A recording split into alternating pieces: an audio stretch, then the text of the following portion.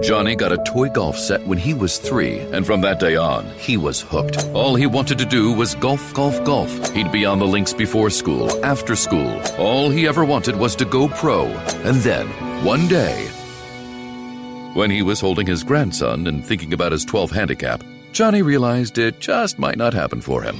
But you know what did happen for him? He switched to Geico and saved a bunch of money on car insurance. So that was good, and so was hanging out with his grandson. Geico presents Yikes! Another voicemail from your roommate.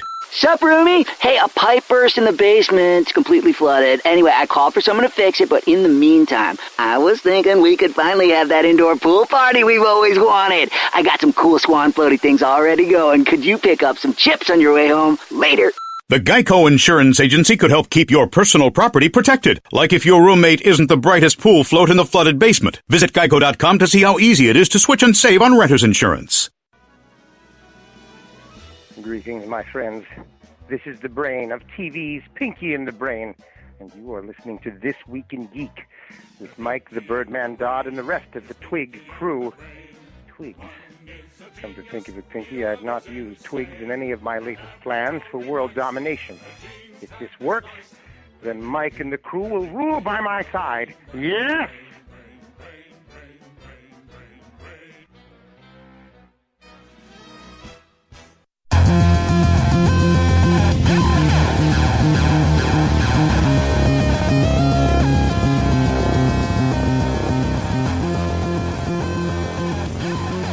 Hey guys, what's going on? You are listening to The Prototype, only on ThisWeekinGeek.net. I am one of your hosts tonight. I am Mike the Birdman Dodd, but I'm not alone as we talk about the world of video games. I am joined with my intrepid 2 co-hosts. Geico presents Yikes! Another voicemail from your roommate. Sup, roomie? Hey, a pipe burst in the basement. It's completely flooded. Anyway, I called for someone to fix it, but in the meantime, I was thinking we could finally have that indoor pool party we've always wanted. I got some cool swan floaty things already going. Could you pick up some chips on your way home? Later. The Geico Insurance Agency could help keep your personal property protected, like if your roommate isn't the brightest pool float in the flooded basement. Visit geico.com to see how easy it is to switch and save on renter's insurance. Joining us from Kitchener, we have... Alex. And coming approximately 120 feet away from me... Mr. Trisiifer.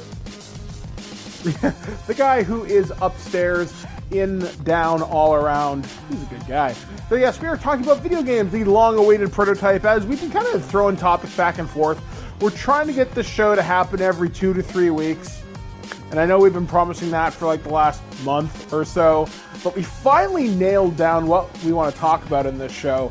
And that's going to be the report card for the first half of 2019, such as it has been, as we've had a lot of big AAA releases, we've had a lot of big hype surrounding certain games, and well, have these companies delivered on their promises of giving us good digital entertainment for us to consume and spend our hard-earned money on? Some answers may surprise you, some answers may be controversial in some respects, but we are here to deliver it such as it is. And we'll also touch upon the Nintendo Direct that happened towards the end of February and sort of some of the fallout from that and what's going to be happening into the industry leading forward as we are heading into E3 territory over the next couple of months, and that'll be happening, I think, second or third week in June, which it typically does. So I guess 2019 so far, it's been a lot more exciting than I thought it would be. We saw the release of a game like, say, Kingdom Hearts 3, which nobody thought was ever going to frankly fucking happen, because that title was promised year after year after year, delay after delay after delay, and seeing it frankly on our show at one point, I was like, wow, the game actually exists. And they sent us stuff, so thank you, PDP. And we were just kind of looking at other big releases. We also had Capcom's release of Resident Evil 2, which is the remake, which has been pretty much almost 20 years in the making since the original, and the GameCube remake, which came out in early 2001 or 2, I want to say. We also had the release of the upgraded or the HD version of Onimusha. We had the Hitman Collection, which collects all the Hitmans into one big game, which is frankly utterly fantastic. We also had Tales of Vesperia come out, which was the definitive edition. And is there anything that I'm really kind of missing off here, guys, looking at January? Looking at January, Ace Combat came out, and it's been a while since we had another Ace Combat game. Yeah, it's been at least 7 or 8 years. Travis Strikes Again, the No More Heroes game, which is basically just a bunch of mini games. It's sort of it came out with, I'm going to say, little fanfare considering. I didn't even know that it was out. Well, it's out. It's like $40, but it comes with a expansion pass, and it's all like this 2.5D beat 'em up sort of game. It's not really the traditional style. It's almost like, why are you making this? It was that, I think that's the conception like people had, like, why would I want this? I want a full game. So it was sort of, it was reviewed okay, but I don't think it has legs to like really keep going. I don't even know if the full season's pass will be worth it. Yeah, I mean, for something like that, I mean, unless you're a huge No More Heroes mark, I really can't see it being worth more. I mean, if the season's pass was like $10-15, maybe, but we know it's got to be more than that. Yeah, and I mean, there are other titles that were released, but most of the stuff in January were like remastered or maybe ports from other systems. So yeah, like the big two were Kingdom Hearts 3 and Resident Evil 2. And Resident Evil 2, as I said in my review, is a system seller. If you don't have it on PC, you can definitely get it for Xbox One or PlayStation 4. The PlayStation 4 version plays fantastic. Although that being said, it's interesting to see what the modding community is doing with it. I've seen Mr. X in a thong. I've seen Thomas the Tank Engine. I've seen Shaggy replace your character model. I'm pretty sure I saw Mr. X replaced with Barney the Dinosaur.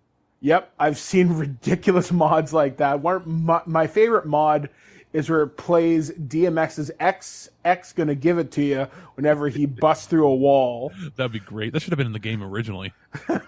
So little touches like that. I think Resident Evil 2 was definitely one of the biggest successes for Capcom this year, although not its only success this year, considering people were saying, oh, Capcom's dead, they're not going to do anything else after the debacle that was Street Fighter V, though they did come out swinging with Monster Hunter World towards the end of last year, I think in August, I want to say. And then this month I had Devil May Cry 5, which is reviewed pretty well from what I can see online. Yeah, and Onimusha, like, people didn't think that was ever going to get a re-release, and I think they're probably testing the waters with that, because they probably want to see if it's one of those things where, hey, maybe we should redo the whole series like we're doing with the Resident Evil stuff, and maybe that could lead to a brand new game. Yeah, I mean, I think we'll see a remaster of Resident Evil 3 Nemesis inevitably. I really think we'll see that in the next 5 years, if not a little bit sooner. As far as Onimusha, though, there's the one game will be hard to do because it stars Jean Reno as Jean Reno. So it depends if they're going to get his likeness and voice and everything for it again. Mm-hmm. So other than that, like, I still want to check out Onimusha Warlords. We weren't able to get a copy for review at the time, but I'm still keeping my eye on him. Like, whenever it goes on sale, one of these days it's going to be $10, and that's when I'm going to play it. Now, what about Kingdom Hearts 3? Because you were the one who reviewed it for us. Basically creamed my pants over it. It was that good. See, I've heard other people saying it's not the conclusion they wanted. Well, it's never going to be the plot line makes no sense. And I spent 4 hours watching videos trying to explain the plot, and I was like, no, there's no real point in trying to figure it out. I'm pretty sure that the game writers don't even know what it's about, but that doesn't matter. That's a game. That's one of the few RPGs where it's more about how you feel than how you think. Mm-hmm. So there is a release now called Kingdom Hearts: The Story So Far, which is supposed to be a collection of everything that's happened recently. It just came out on the day of recording here, the 15th of March. It's supposed to be a collection of everything that's happened to give you an idea of what the plot is before you play Kingdom Hearts 3, which is an interesting idea. It's a full price game in order to understand what's happening before you play a game. Yeah, and I think they had offered that in the fall. Originally, it was a PS4 exclusive, and I think it's going to all platforms now for it. I think so, yeah. The other thing that came out in January was of substance was the Super Mario Bros. U Deluxe, And I know that sold pretty well, considering not everybody had the Wii U originally, right? I went along and I had played it on the Wii U, so for me, it wasn't really a must-buy or anything, but I could see that being one that's going to have legs. Like, it's not going to be like Mario Odyssey, where it's going to sell millions upon millions right away. It's going to be something where I think in the future, you're going to find most of the consoles bundled with it for free. That's an interesting position to take on that, because I figure it's going to be one of those games you'll see for sale at some point. It'll be one of those games that if it shows up in your collection, it'll be like, oh, that was released on the Wii U, whereas I think Super Mario Odyssey will likely be a more likely pack-in. Well, I think they'll put both, because it didn't cost them that much to remaster this one, right? So I wouldn't be surprised if you get like a digital copy of both, because that'll be great value, especially, or if they're going to give that one away because it's a cheaper game, release that. In the future they're talking, they might release a discount version of the Switch, maybe a lower tier bundle. Another game that we briefly touched upon was Ace Combat. I think it was called Skies Unknown. That's a game that I reviewed. Really wish I could have got into it, but accessibility-wise, I just couldn't. Now, it's not to say that it's a bad game. Accessibility-wise, it really, really kind of sucks. Still a fantastic effort from Bandai Namco, though, all things considered, with it. Definitely made me feel like a Top Gun pilot. I thought that was kind of neat. I basically got to live out my F-14 Super Tomcat fantasies, which was utterly fantastic. Not even going to lie, I just kept looping Danger Zone as I was doing dogfights with it.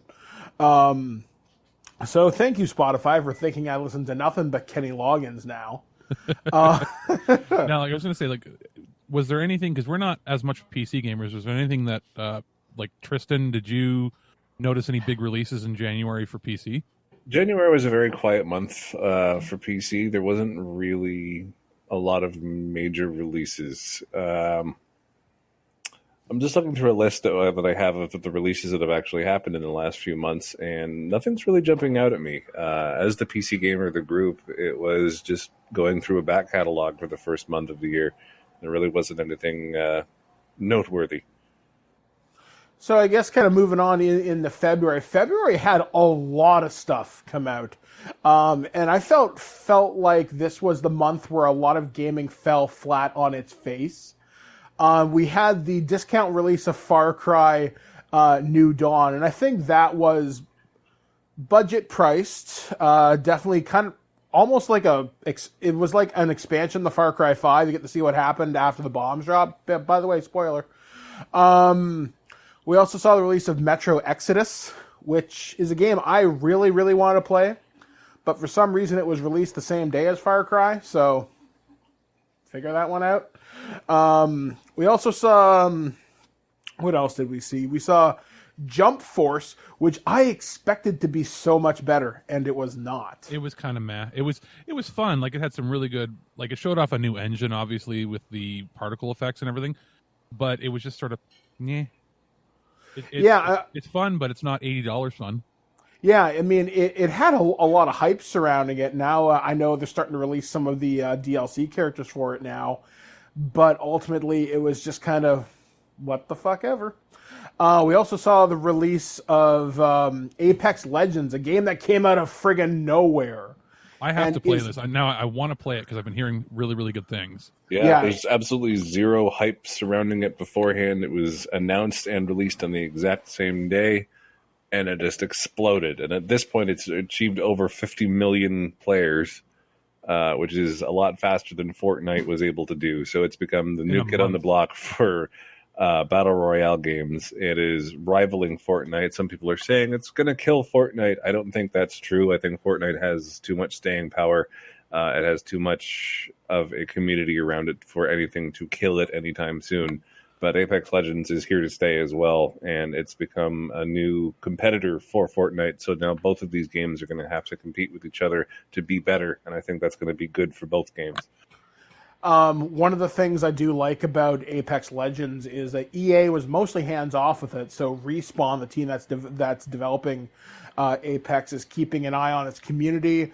It's constantly monitoring cheating, although there's a lot of cheats for it. If you want to go out and pay for them, you can do that, or you can find them for free. There's a lot of aim bots and other things that you can do for it, but they are cracking down on it. There was widespread bans the other day in that game, so that's really, really, really good for that community to basically keep itself accountable. The fact that the devs are talking, there's like a Reddit thread they can talk back and forth, Discord, etc., etc. So really, really pleased to see that. The other big release that came out in February that had a lot of people talking, and not necessarily for all the right reasons, was EA and BioWare's 6-year development cycle of Anthem. Feels more like 6 months, if you ask me. You know what? Here's the thing. Fun gameplay. Bad execution on the rest of it. It just feels like there's something going wrong on a weekly or bi-weekly basis with this game. Every time I load up YouTube, there's a new video posted from a major influencer about what's gone wrong with Anthem now. Every time I log into Reddit, there's another post about something else that's broken. They put out a patch that screwed something up. They've made a tweak to the loot system accidentally that actually made it fun for a while, but then they had to take it back because, well, we can't have that. And there are reasons for that. I got to go trade mine in before the 22nd because that's when the trade value goes down. Yeah, I didn't buy Anthem. I essentially rented it through EA's Origin Access and got to play it for a month for $20. And I got $20 worth of value out of it, but I definitely did not renew that subscription because there's nothing else I want to do with that right now. I'm done playing Anthem at this point. And that's what, with me, you know, I traded to get it, so I got it for that $80 price point. Actually, I got the Anvil of Dawn or whatever. I got the $100 edition, but I traded to get it, and I had trade bonuses, so it'll end up costing me $20 after I trade it in with my Onyx card. So, to me, you know, for $20 to rent it, it's almost a little high. It's renting it for a month. It's not like it was back in the Blockbuster days where it was $7.99 for 7-day rental. This is a month worth of rental, so there's a good time. I was done with it in 2 days. One day to beat it, like the story mode. Yeah, it's not a very long game, but it has a gameplay loop. Not for a 6-year life cycle, and the fact that they had like it was really bad at storytelling. I think the individual stories, the small stories were pretty well done and really felt like a BioWare side story, and the little characters, all those subplots where it's interesting to see the interactions. You finish a mission, you get to see the next part of a little subplot. You finish another mission, you get to see the next part of a subplot. Those individually were all well done. The main story was not great.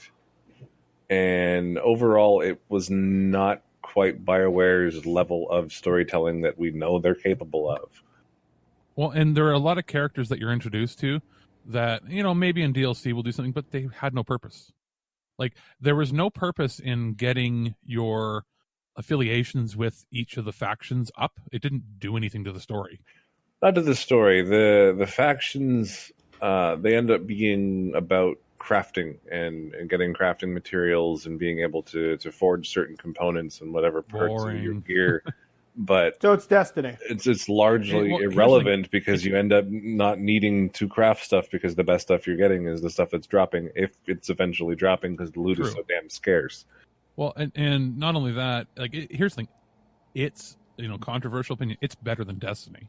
Like even though I didn't care for this game that much, it's still better than Destiny as far as feeling like a more complete game. Destiny is just, it feels too sparse. I don't want to have to like look at a website to find out the lore.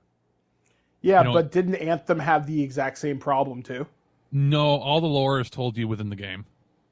The lore is available within the game. There's a codex that you can look at a lot more information in depth. The lore is. If you're used to playing Mass Effect, it's the same deal. Like it's you know, you play Mass Effect, you pull it up. The only thing that was lacking, and for a game that cost this much to make and everything, I was surprised that the codex wasn't voiced. Like when you pull up Mass Effect and it would read out to you all the little codex entries. That would have made it a lot better. Because don't make me read.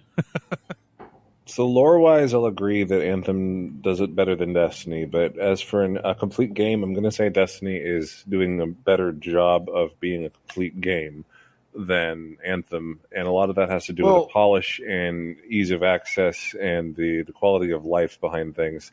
One of the major gripes people have with Anthem is when you're out in free play mode and just wandering around the world, you don't really have a sense of where anything is happening. While in Destiny, there's icons, there's little notes to say, hey, there's going to be an event here in 4 minutes. You should probably gather here. That doesn't exist in Anthem, and it makes it very hard to coordinate with people that you aren't already grouped with.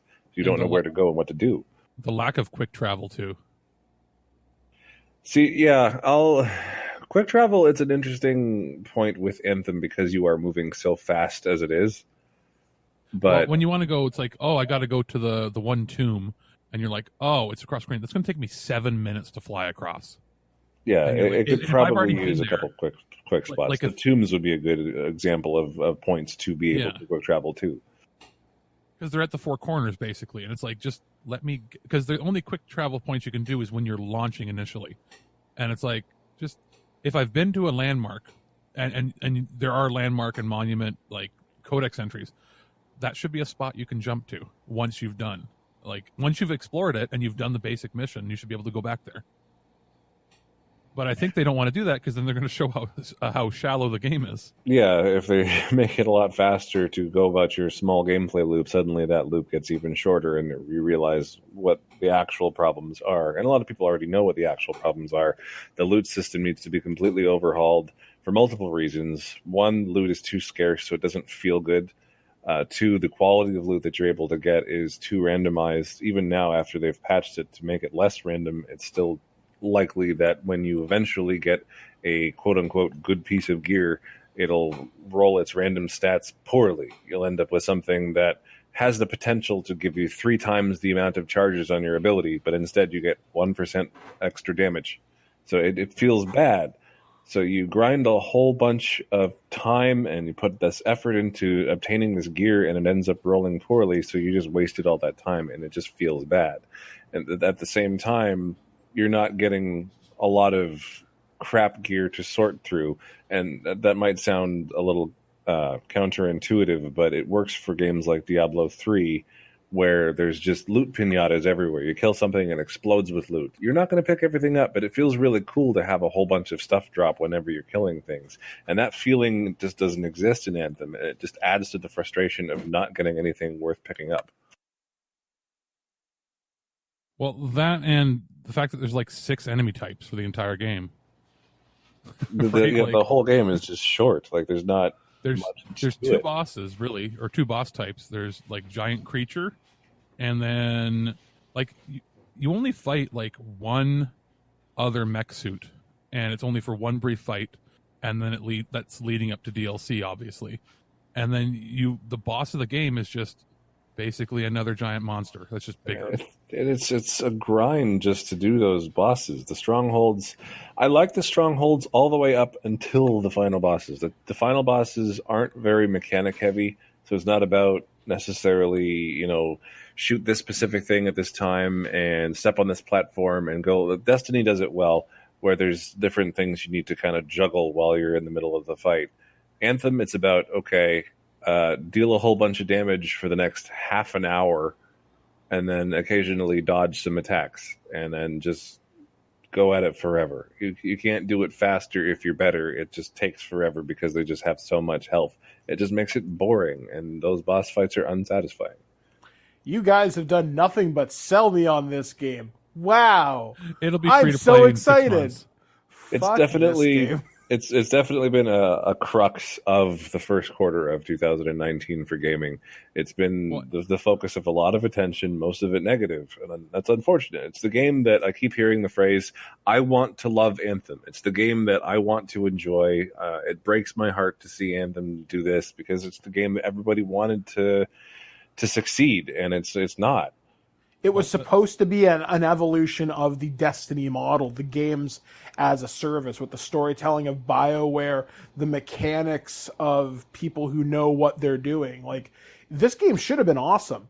But from the first E3 presentations, where like they show you flying around in the stupid javelin, it was just, you can wander around in an Iron Man suit and fight bugs.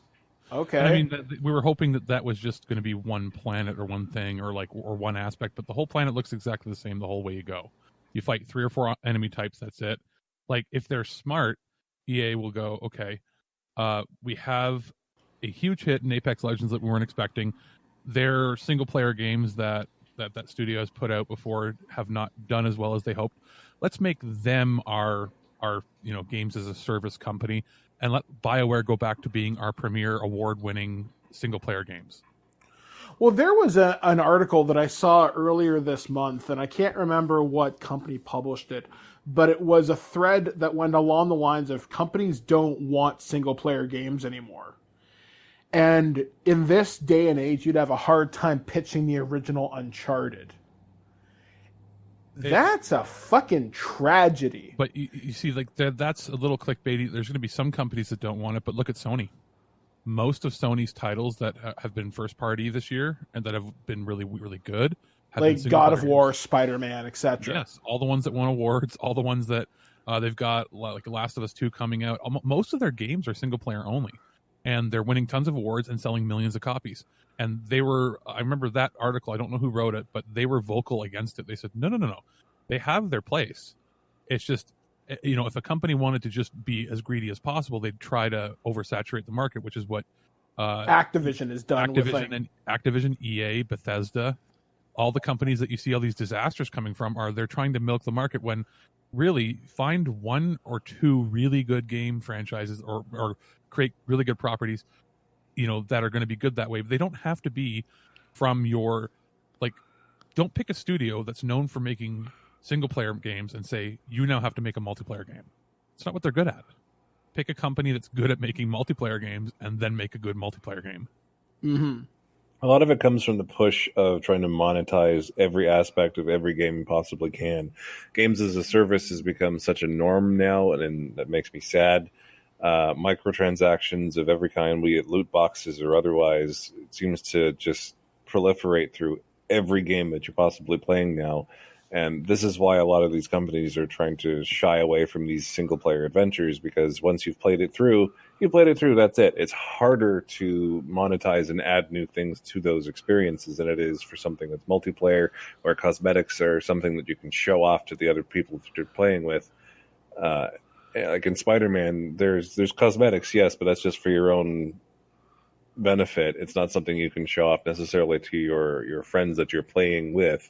So you can't add that much in microtransactions. You can't add that much in games as a service to those single-player adventures compared to things like Apex Legends, compared to things like Call of Duty, where everything is just based around these loot boxes, based around these microtransactions, just to milk a couple dollars here, a couple dollars there, or maybe $100 if you're the type of person, one of the whales that really support this type of monetization for gaming. Well, then how about this? Why don't you raise the cost of really top-tier single-player games by $10? That's a little extra mark, because they're only trying to really get attached of $5 or $10 more. Make it $89 or $95 or something for like the Spider-Man, where you're paying for a really, really high-quality single-player game. Then lower the cost of these multiplayer games to $50, because they're expecting people to pay money for extra things for them. Don't charge the same price for a quarter of the game and then still expect people to pay more.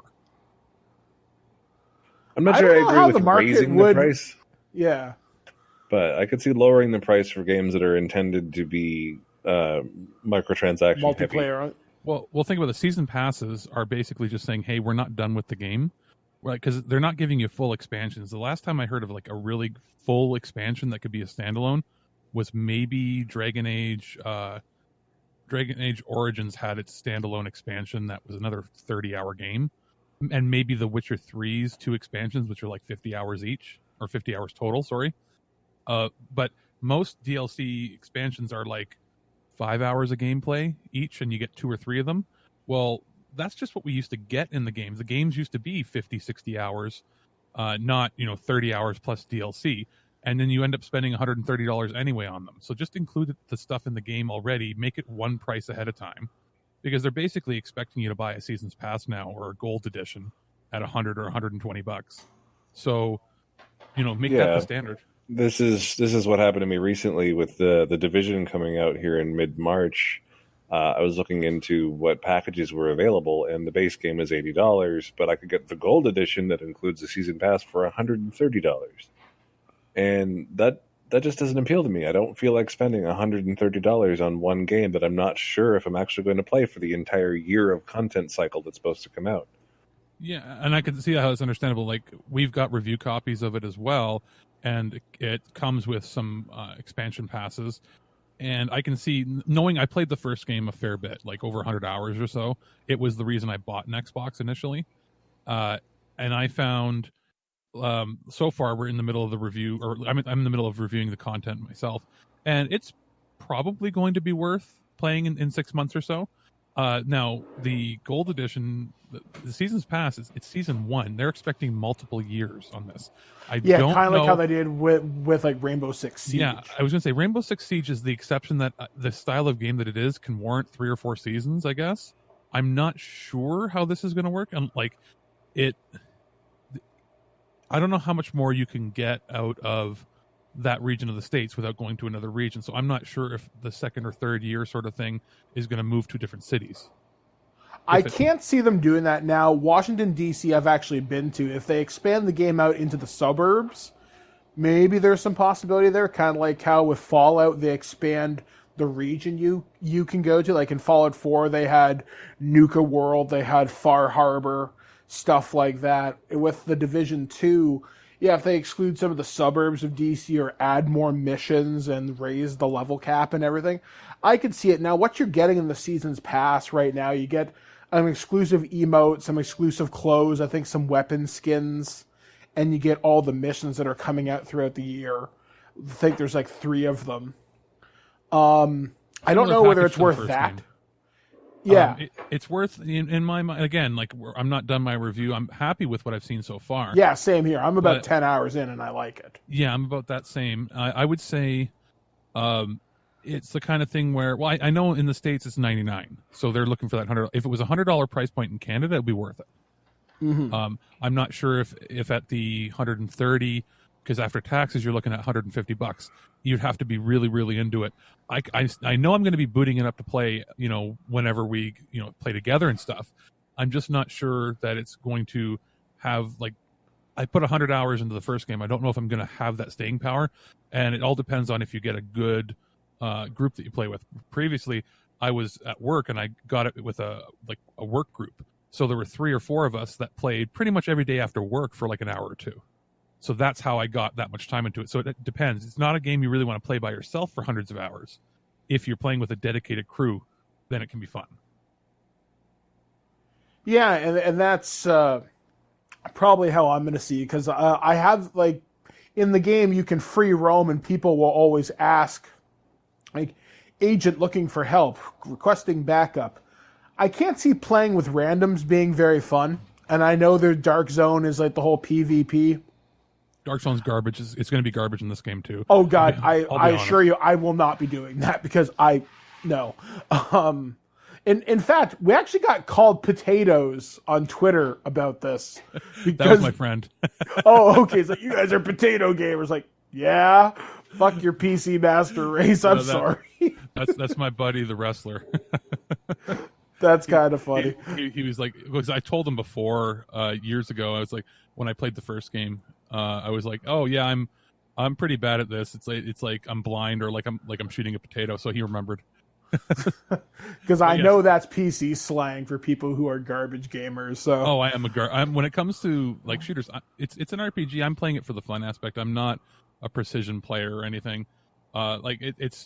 It's consuming a lot of my playtime right now for the review, and I could see it being one of those things where I'm playing something else, and then I'm like, you know what, I'm going to pop on for a half hour. That'll be that kind of game. Well, one of the things that we're asked to, and this is a little bit behind the scenes for the review process, is we're asked to complete the game. Okay, that's no problem. But we're then asked to spend a lot of time in the end game, like 15 or 20 hours. Yeah, so I've never seen a review ask that of a reviewer. That's a lot of goddamn time. Thankfully, this is at the beginning of the year and not in Broketober. Well, that and they're like, we got the game basically a day or so before some of the early access people got it. Yeah. And they're not saying, hey guys, we need your review out in 2 days. They're not saying that at all. They're saying, get to the end. We know this is going to take a little bit of time, and we want to make sure you guys spend the time to fully experience the game before you review it. And you don't usually see that often from publishers. They're willing to give us time. I think a lot of it is they know that the Division 1 was a game that was two different beasts. The leveling experience was one thing, and then the end game was another.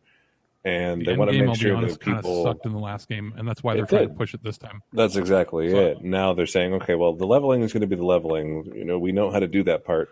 We want to showcase the end game and the improvements that we've made to that system, and give us your thoughts on the full experience. Because a looter shooter like Division, you need the end game to be good in order for the game to last, and so they want to focus on that.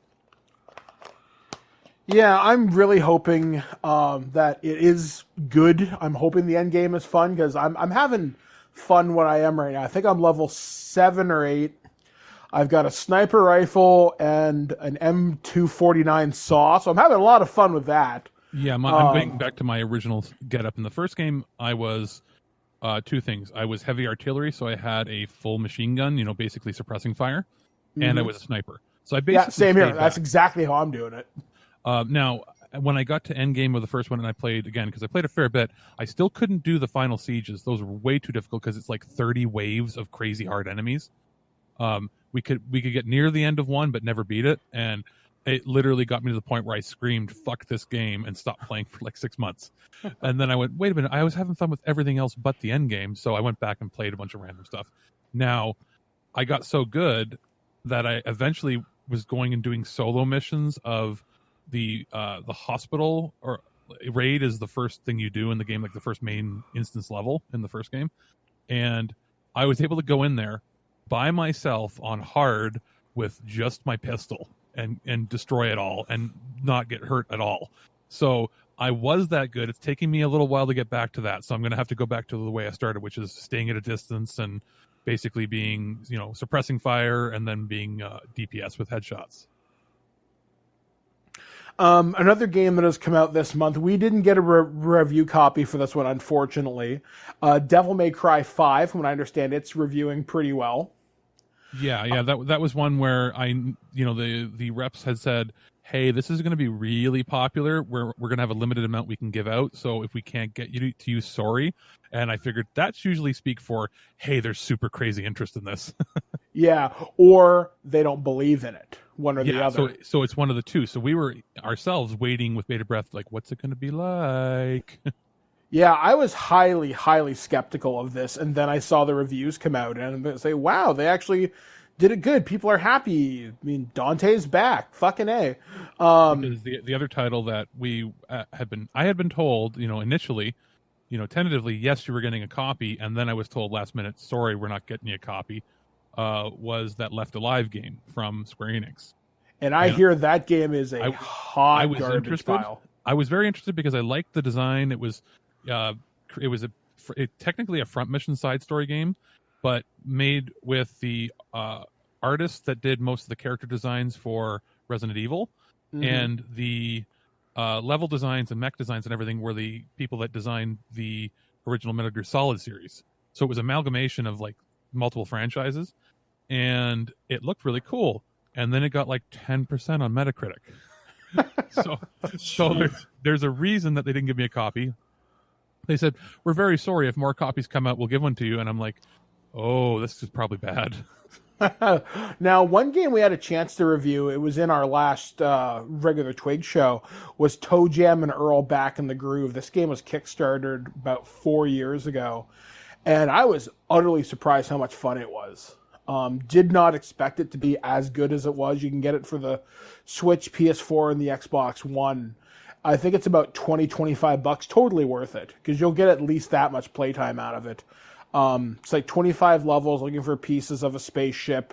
The soundtrack is fantastic. Probably one of the best I've heard in a really long time.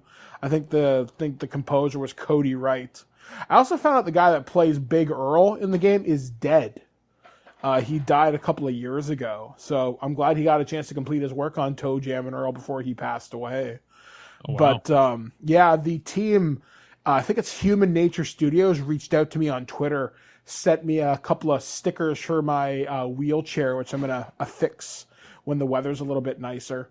And I'll have a little piece of video game history on my wheelchair, which I think is really neat. But yeah, that was a surprise game this month. Coming out this month that probably should be taking notice. I'm just looking here. Dead or Alive 6 came out with a $90 season pass. Yeah, I that's one of those ones where I tried contacting Koei Tecmo and never got a response back, unfortunately, because it looked interesting. I mean, it's boob jiggle physics, so I wanted to see how that would look in this new generation. We're also getting this will be for Tristan. We're getting that Sekiro Shadows Die Twice. Yes, so hopefully we're going to be checking out that later on this month. That looks pretty cool. We're also getting, let me see, MLB The Show, which is Sony's annual baseball franchise, which Alex is hopefully going to be taking a look at this year because he knows baseball more so than I do. I've played them in the past, and it's one of the few sports, like, you'd think I would be like an NHL hockey game guy or anything. No, I was always more of a baseball fan. So, like, I'm just also looking, just because we skipped by some of February, we did get a bunch of random reviews in there. There's been a lot of ports. I did want to check out God Eater 3, but that sort of got, we didn't get a copy of that, and it's sort of on the back burner to keep an eye out for. That Tetris 99 was that free game that came out, which is... Oh, yeah, Tetris Battle Royale? Yeah, exactly. Weird idea, cool execution. You forgot to mention your favorite game, Crackdown 3. Where do I fucking start with this? Well, here's the thing. I got my Xbox One X, right? Yeah. And I got the Game Pass thing for 3 months for like $15. That was the deal. Mm-hmm. And I went, oh, okay, Crackdown 3. I went to download it and I went, well, why? Why am I doing this? Why do I want to hurt myself? It's fucking bad. I mean, okay, it's not that it's so terrible, don't play the thing. The thing is, it's boring. And for a game where you should be Grand Theft Auto with superpowers, with the humor of Saints Row, this should be a winning combination. This should be your favorite sandwich coated with, like, amazing sauce. Instead, it's a wet, sloppy sandwich from a gas station. It's fucking horrible. It's terrible. I didn't like it. You made me hate Terry Crews temporarily. What the fuck is wrong with the world? Well, and there you go. The rest of the month was mostly ports, as well as a few interesting visual novel games that I've had. That's been the thing I've been consistently sent lately, and I'm okay with it because they're fun to kill the time with, but they're nothing super spectacular. I don't know. Did we end up getting the Lego Movie 2? No, we actually didn't, which actually I was very surprised we didn't even get offered it because the Lego Movie 2, it did okay in theaters, but it didn't blow a lot of people away like the first movie. So the video game marketing was surprisingly chill. And we got like Trials Rising. That's pretty fun, but it's Trials. I mean, there's not really any point. It's physics. If you like it, you like it. That's the kind of thing. Mm-hmm. And then back into this month, I again pulling the curtain back a bit. My Nintendo 2DS XL has been broken for months, and Nintendo was going to fix it for me, and it's finally coming back. And I've been told, knock on wood, that when it comes back, all I have to do is contact them, and there's a code for Kirby's Extra Epic Yarn for me to review. They're holding on to one for me. So it's just, I was hoping to see that system back this week because I was told on Monday it was being shipped back because it comes from like LA or something. But it hasn't. So if I don't hear anything, Monday, Tuesday, I'll be like, hello, I'd like my game system and code, please. And then I've got a few games in here like Caligula Effect Overdose, which is being released. I'm going to be talking about it on a Turtle Treasure this week. Again, I'm not sure which day that's going to be released, but soon. Then I'm looking, we're sort of mid-month already. Division 2 came out.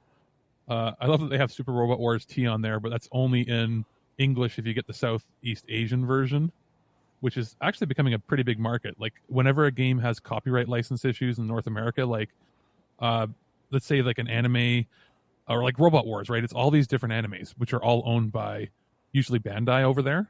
But over here, they might have been licensed by Funimation, for Kids TV, all these different things. So they can't release them under one game because so many people own the rights to all the different likenesses. So what they do is Southeast Asia, like in the Philippines and that, one of their main languages is English. So they release an English subtitled version of these games over there, and then they make them region free. So you just have to pay like $100 to import it.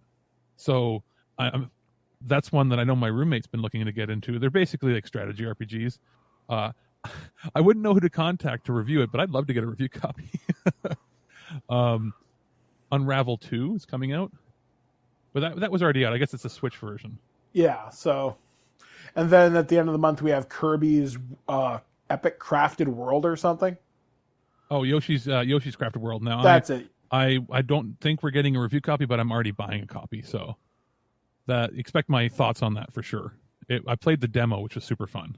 It's like super slow. Like you don't have to go. Like it's a slow platformer. Like you're not frantically playing. Like you know what? I'm just probably going to take a weed pill or two and just chill. Because it's legal up here. Exactly. Don't you love saying that? Which makes me very sad because I bought a 30 pill container and it seems to have disappeared. I've torn through the entire apartment. I'm like, where'd my weed go?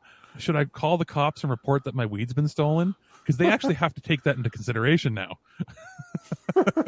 Used to be you did that and they'd go, okay, we're going to be right over. And then you'd go into the back of their car and go away. Now it's like, what? Sure, somebody stole your weed? No, I have no idea where it is. But all joking aside, that looks pretty fun. And they're releasing Assassin's Creed 3 on like remastered on the PS4 and Xbox. Yeah, which you got as part of the season's pass if you bought Assassin's Creed Odyssey last year, which is still a fantastic game for its value. Do not overlook Assassin's Creed Odyssey. So I guess how would we rank this year's games so far? I'm going to give it quarter. I'd give it a C+. It's a 6 out of 10 maybe. Yeah. And that there's been some highlights. If it had not been for Kingdom Hearts and Resident Evil and things like Tales of Vesperia, but a lot of them are ports. So truly, like for original new games, if it had not been for those, it would be a pretty bad year so far. Tristan, what are your thoughts? Yeah, I'm going to agree pretty much with the 6 out of 10. I'm going to say 3 out of 5. Somewhere right in the middle. There's been some good stuff. There's been some bad stuff. Anthem has been a real sour note on everything. But you've got some gems like Resident Evil 2. You've got even The Division now seems to be doing well. So we're coming into March now. There looks like there's going to be a couple good titles. Sekiro's lining up to be a good title. We don't know for sure, but it's from Software, so I have a lot of confidence in what they're doing.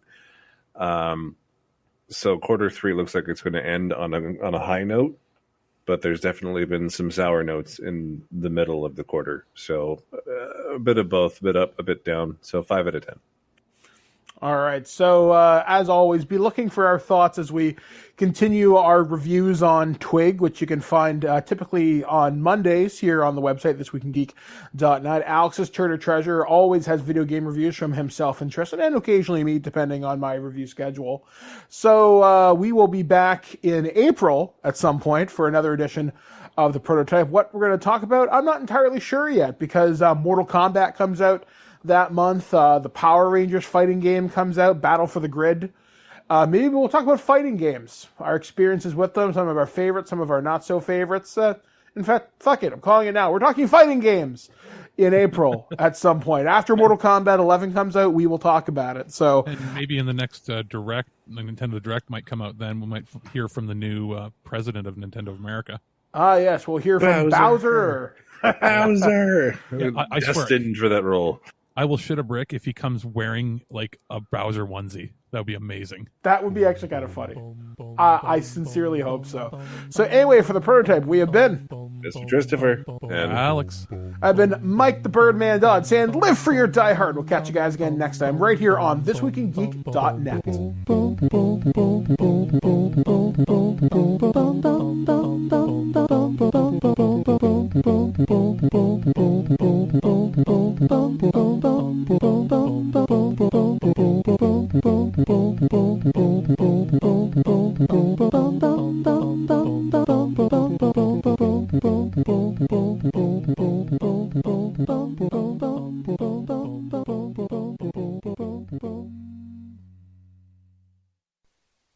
Let's say you just bought a house. Bad news is, you're one step closer to becoming your parents. You'll proudly mow the lawn. Ask if anybody noticed you mowed the lawn. Tell people to stay off the lawn. Compare it to your neighbor's lawn. And complain about having to mow the lawn again. Good news is, it's easy to bundle home and auto through Progressive and save on your car insurance, which, of course, will go right into the lawn. Progressive Casualty Insurance Company, affiliates, and other insurers. Discount not available in all states or situations. Let's say you just bought a house. Bad news is, you're one step closer to becoming your parents. You'll proudly mow the lawn. Ask if anybody noticed you mowed the lawn. Tell people to stay off the lawn. Compare it to your neighbor's lawn. And complain about having to mow the lawn again. Good news is, it's easy to bundle home and auto through Progressive and save on your car insurance, which, of course, will go right into the lawn. Progressive Casualty Insurance Company, affiliates, and other insurers. Discount not available in all states or situations.